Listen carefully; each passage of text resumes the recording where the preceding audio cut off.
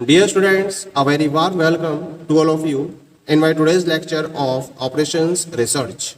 In today's lecture, we will discuss upon the further numerical on project evaluation review technique.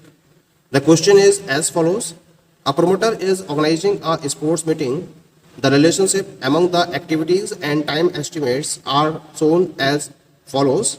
तो यहाँ आपको एक project के reference में डिफरेंट एक्टिविटीज प्रोवाइडेड हैं, उनके टाइम एस्टिमेट्स प्रोवाइडेड हैं। डेज में एक्टिविटी दे रखे हैं आपको ABCD up to dash I तक। इनके प्रीडिसेसर्स दे रखे हैं। A स्टार्टिंग एक्टिविटी है, B फॉलो कर रही है A को, C फॉलो कर रही है A को, D फॉलो कर रही है A कॉमा C को, यानी कि A और C मर्ज एक्टिविटी होंगे।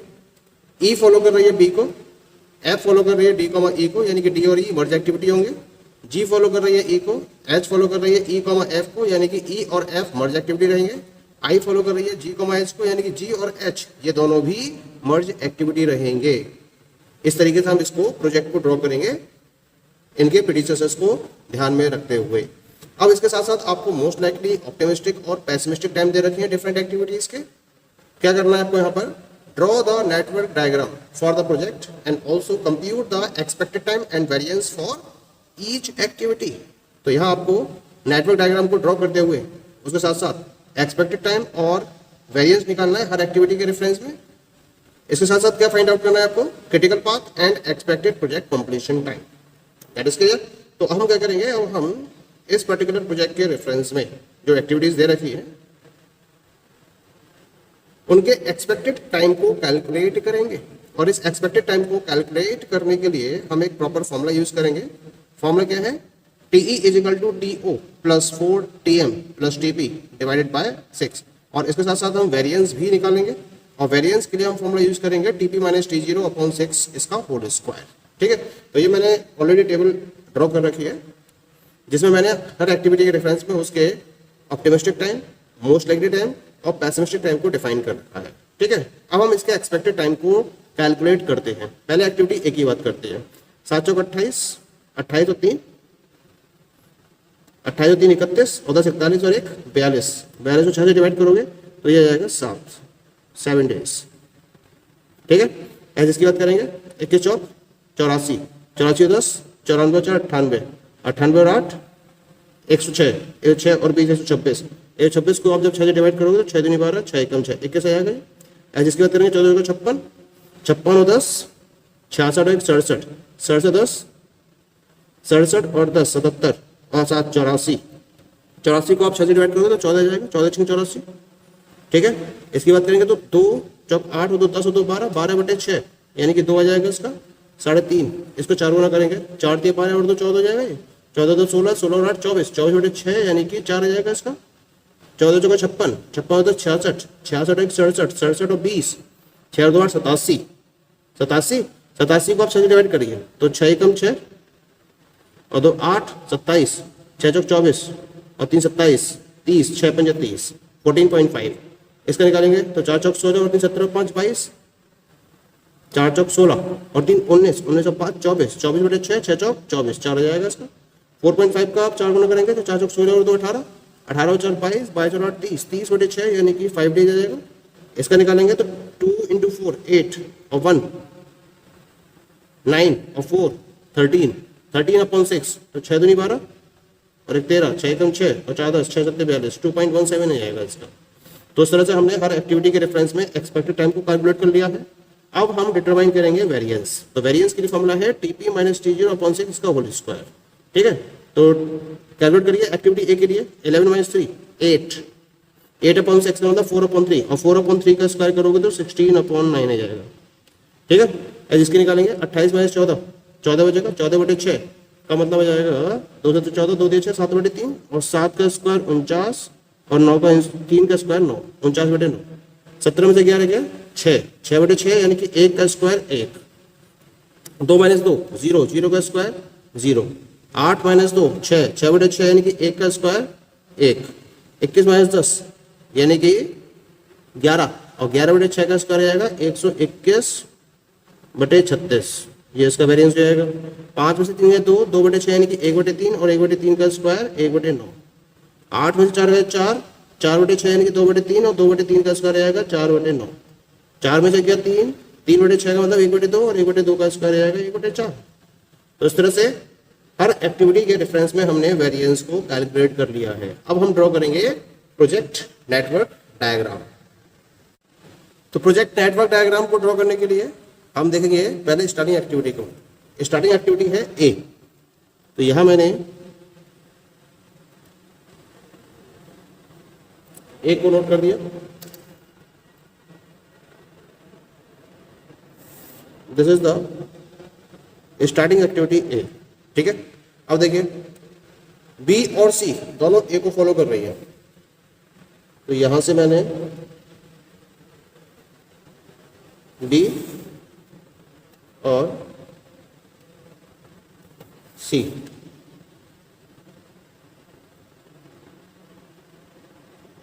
ये आपकी एक्टिविटी बी और ये हुई आपकी activity C.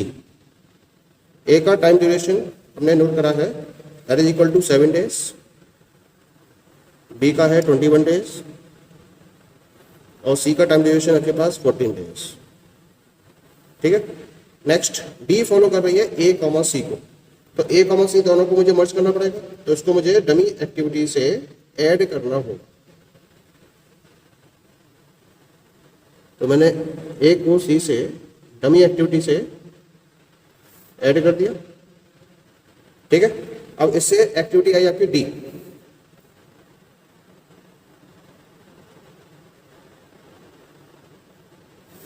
This is activity D. इसका टाइम ड्यूरेशन आपको दे रखा है, दैट इज 2 डेज, ठीक है। अब आगे चलते हैं। मैंने एक्टिविटी डी के बाद ई फॉलो कर रही है बी को। ई ये आ गया आपके पास ई, ये फॉलो कर रही है बी को और ई का टाइम दे रखा है आपको, दैट इज 4 डेज, ठीक है। आगे क्या कह रहा है, एफ फॉलो कर रही है डी कॉमा ई को और जी फॉलो कर रही है ई को। तो पहले तो जी फॉलो कर रही है ई को, इसको हम नोट कर देते हैं। तो ये आ गया आपके पास जी, ये आ गई जी और जी फॉलो कर रही है ई को और जी का टाइम दे रखा है आपको 4 डेज। अच्छा, इसमें इससे पहले एक एक्टिविटी है एफ, एफ फॉलो कर रही है डी कॉमा ई को। तो डी कॉमा ई को मुझे मर्ज एक्टिविटी बनाना पड़ेगा, तो डी और ई को मैं डमी एक्टिविटी से ऐड करूंगा क्योंकि ऑप्शन नहीं होगी मेरे पास यहाँ पर। तो डी और ई को मैंने डमी एक्टिविटी से ऐड कर दिया, ठीक है। अब डी कॉमा ई को कौन फॉलो कर रहा है, एफ फॉलो कर रहा है।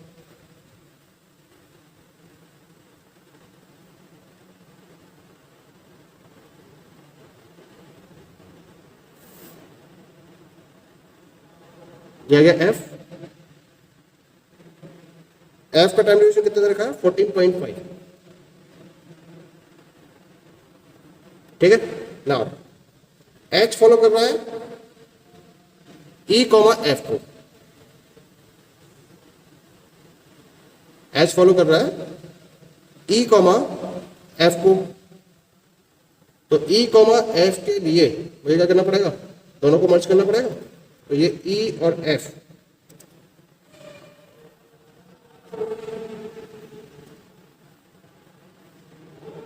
ये मर्ज कर दिया मैंने, ई कॉमा एफ, ठीक है। और ये क्या आएगा एच, लेकिन एच और जी दोनों क्या है, मर्ज एक्टिविटी है। तो यहां से मैं क्या निकालूंगा, एच को और जी पे जाके मर्ज कर दूंगा, क्योंकि जी कॉमा एच कौन सी एक्टिविटी है, मर्ज एक्टिविटी है। तो ये हो गया एच और एच का टाइम हमने निकाला है 5 डेज, ठीक है। अब जी कॉमा एच को कौन फॉलो कर रहा है, आई। तो आई के लिए एक एक्टिविटी हम ड्रॉ कर देते हैं यहां पर, ये आ गया activity I. This is activity I, ठीक है। और आई का टाइम ड्यूरेशन मैंने निकाला है 2.17। यहां तक तो क्लियर हो गया मैं। तो इस तरह से हमने कंप्लीट प्रोजेक्ट नेटवर्क डायग्राम को ड्रॉ कर लिया है। हमें क्या करना है, अब हमें नोड को नंबरिंग प्रोवाइड करनी है। तो नोड को नंबरिंग प्रोवाइड कर दीजिए। इसको नंबर 1 देंगे ए, ये 2 हो जाएगी, ये जाएगी 3, ये जाएगी 4, ठीक है। इसके बाद ये आएगी 5, ये आएगी 6, ये आएगी 7, 7 नहीं होगी, 7 होगी ये, और ये आएगी 8, ठीक है, और ये जाएगी 9, ठीक है। तो इस तरह से हमें सारी एक्टिविटीज यहाँ पे नोटिंग कर दी है मैंने इसकी। अब मुझे इनके अर्लीस्ट और लेटेस्ट स्टार्टिंग टाइम को कैलकुलेट करना है। तो पहले इसके लिए हम हर नोड पर ई वैल्यूज और एल वैल्यूज को नोट करेंगे। 1 के रेफरेंस में E1 L1, 2 के रेफरेंस में E2 L2, 3 के रेफरेंस में E3 L3, 4 के रेफरेंस में E4 L4, 5 के रेफरेंस में E5 L5, 6 के रेफरेंस में E6 L6, 7 के रेफरेंस में E7 L7, 8 के रेफरेंस में E8 L8 और 9 के रेफरेंस में E9 L9। अब पहले हम बात करेंगे फॉरवर्ड पास मेथड की, और उसके बेसिस पर हम हर इवेंट के रेफरेंस में अर्लीस्ट स्टार्टिंग टाइम को कैलकुलेट करेंगे। तो इसके लिए हम E1 की वैल्यू रखेंगे 0। नाउ फॉर्मूला अप्लाई करेंगे EJ is equal to EI plus TIJ। तो 0 + 7 ये आएगा 7, ठीक है। 7 + 21 तो ये आएगा 28, ठीक है। नेक्स्ट 28 + 4 तो ये आएगा 32, ठीक है। 32 + 4, 32 + 4, तो अभी इसको हम करेंगे नहीं क्योंकि ये मर्ज एक्टिविटी है। अब बैक आ जाइए, यहां से देखिए फिर से 0 + 0 0 आएगा, और यहां से 7 + 14 21 आएगा, तो इसकी वैल्यू आएगी 21, ठीक है। 21 + 2 एक ये आएगी और एक यहां से भी आएगी, ये 28, ये आ गया 32 L6। तो 32 + 0 इज इक्वल टू 32, और 21 + 2 23, 32 मैक्सिमम है तो 32 को काउंट करेंगे यहाँ पर 32 को, ठीक है। अब यहाँ भी मर्ज हो रही है एक्टिविटीज, ये दोनों मर्ज हो रही हैं। तो यहाँ से आएगा 32 + 0 इज इक्वल टू 32, और यहाँ से आएगा 32 + 14.5, तो जोड़ दीजिए 32 और 10 42 4 46, तो ये आएगा 46.5, ठीक है। अब यहाँ से देखिए ये दोनों एक्टिविटीज मर्ज है, तो 32 4 36 एक तो आएगा यहाँ से, और 46.5 + 5 कितना आएगा 6 × 5 51.5। तो इसको हम लिखेंगे 51.5, क्योंकि 51.5 दोनों में से ज्यादा है। 51.5 में 2.17 को ऐड करेंगे हम, ठीक है।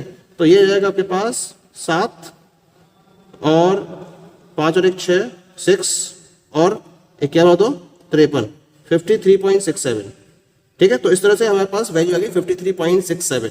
तो हम L9 की वैल्यू भी कितनी लिखेंगे 53.67 ही लिखेंगे हम L9 की वैल्यू भी।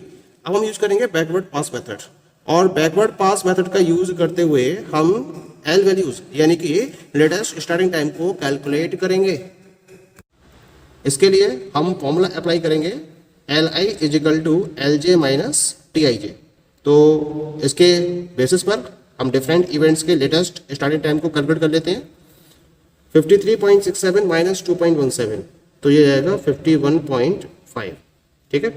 51.5 - 5 तो ये आएगा 46.5, ठीक है। ऐसे देखिए 51.5 - 4, एक तो यहां से आएगी वैल्यू है और एक यहां से आएगी 46.5 - 0। तो 51.5 - 4 करोगे आप तो ये आएगा 11 में 4 गए 7, यानी कि 47.5, ठीक है। और यहां से अच्छा एक वैल्यू यहां से भी तो आएगी, यहाँ पर 1 2 3 ये 3 जगह से वैल्यू आएगी L6 पर। तो ये पहले इसको निकाल लेते हैं। तो 46.5 में से 14.5 को माइनस करेंगे फिर यहाँ पर हम, तो ये आएगा आपका दैट इज 32, ठीक है। अब यहाँ देखिए ये 1 2 3 इन 3 जगह से यहाँ पर आएगी। तो 51.5 में से 4 को माइनस करोगे तो आएगा 47.5, 46.5 में से 0 माइनस करोगे तो 46.5, और 32 - 0 इज इक्वल टू 32। 3 आएंगी वैल्यूज, इन 3 में से 32 मिनिमम है तो 32 को ही हम कंसीडर करेंगे यहाँ पर। पॉइंट क्लियर हो गया। अब 32 में से 4 को माइनस करोगे तो ये आएगा 28, 28 में से 21 को माइनस करोगे तो 7, लेकिन एक वैल्यू और आएगी यहाँ सर एल की, तो उसको देख लेते हैं एक बार। 32 में से 2 माइनस करोगे तो ये आएगा 30। अब 30 में से 14 माइनस करोगे तो कितना आएगा 16। और यहाँ देखिए 28 में से 21 माइनस करोगे तो 7 मिनिमम है, तो 7 को कंसीडर करेंगे यहाँ पर हम, ठीक है। अब देखिए 7 माइनस 7 0 आएगा, और यहाँ से 30 माइनस 0 इज इक्वल टू 30 आएगा, तो 0 को कंसीडर करेंगे क्योंकि 0 मिनिमम है। तो इस तरह से हर इवेंट के रेफरेंस में हमने ई वैल्यूज और एल वैल्यूज को ऑब्टेन कर लिया है। अब हम क्या करेंगे, हम देखेंगे कि कौन कौन सी ऐसी वैल्यूज हैं, कौन कौन सी ऐसी इवेंट्स हैं जिनके रिगार्डिंग ई और एल वैल्यूज सिमिलर हैं। तो ये इवेंट 1, यहाँ E1 और L1 इक्वल है, इस 2 पर इक्वल है, ठीक है। इसके बाद 3 पर इक्वल है, 3 के बाद 6 पर इक्वल है, 6 के बाद ये 5 पर इक्वल है, ठीक है। तो ये नंबरिंग थोड़ी सी हमें चेंज करनी पड़ेगी, ये हो जाएगी नंबरिंग यहाँ पर, ये आएगी 5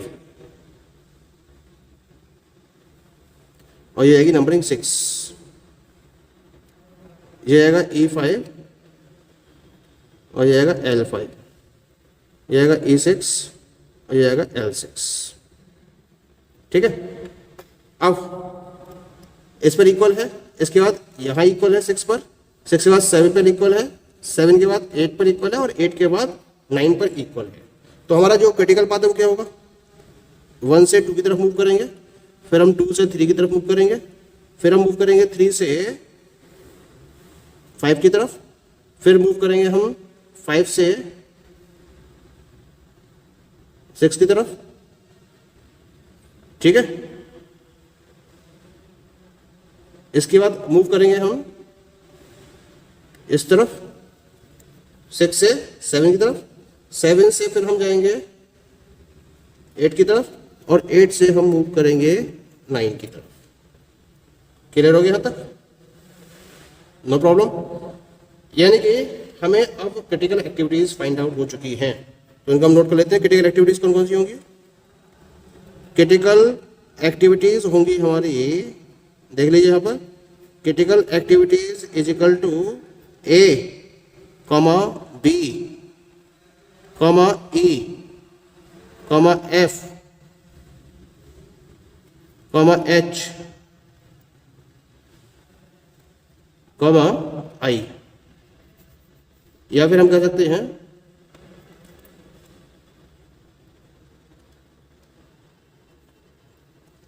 या फिर क्या हो सकती हैं, 1 से 2, 2 to 3, 3 to 5, 5 to 6, 6 to 7, and 7 to 8, and 8 to 9। ये होगी हमारी क्रिटिकल एक्टिविटीज। तो क्रिटिकल पाथ क्या होगा हमारा, क्रिटिकल पाथ होगा इक्वल टू A से B, B to E, E to F, F to H, H to I। ये हो गया हमारा क्रिटिकल पाथ, ठीक है। हम निकालेंगे एक्सपेक्टेड प्रोजेक्ट कंप्लीशन टाइम। तो एक्सपेक्टेड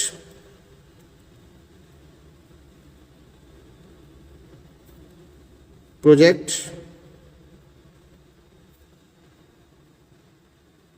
कंप्लीशन टाइम कितना हो जाएगा, ये जो क्रिटिकल एक्टिविटीज है उनके टाइम ड्यूरेशन को ऐड कर दूं मैं।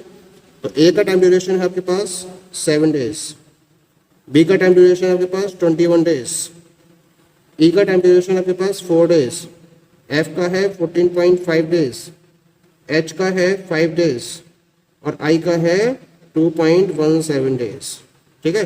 इन सबको ऐड कर दीजिए, 21 और 28, 28 और 32, 32 और 42 46, 46 और 5 51, 51 तो 53, 53.5, और 53.5 में 1.17 ऐड करोगे तो जाएगा 53.67, तो 53.67 days. This will be the expected project completion time. Okay, thank you.